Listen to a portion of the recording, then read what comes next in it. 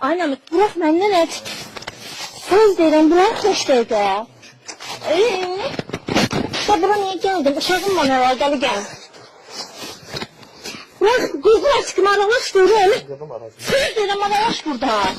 Yəni, aralaş burada, söz deyirəm. Bırak da çəkdir. Bırak dedim sənə. Aralaş yanımdan. Bırak mənim. Mən sinir aralaş burada. Gözünü bir tutdu da. Mənə bir üstü ver. Qalx görüm.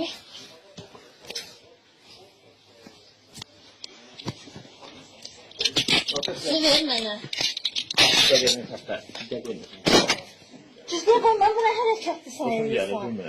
Başa düşmədi.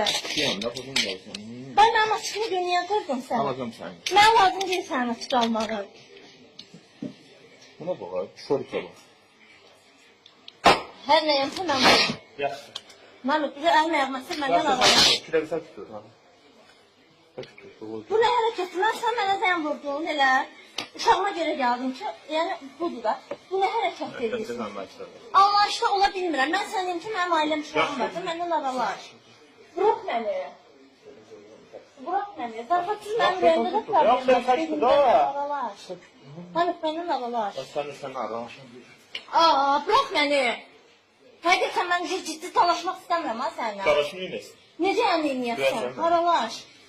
Aralaş dedim sənlə. Bırak. Mən dedim mən. Demirəm, daha fısırı qaçırıyək.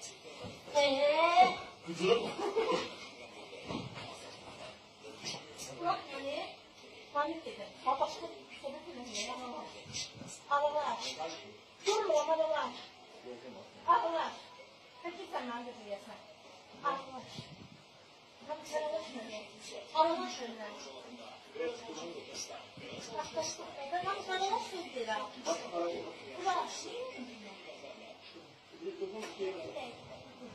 Bırak məni. Bırak məni. Bırak məni. Çıkın evden. Aralaş dedim. Bırak. Bırak dedim.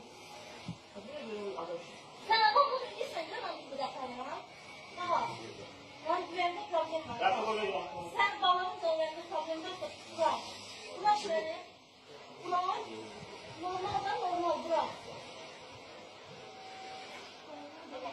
Bırak nereye çöktürdüysen sen? Bırak. Deme bana.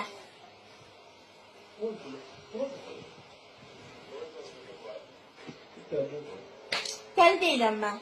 Mən dəlim. Hayatımın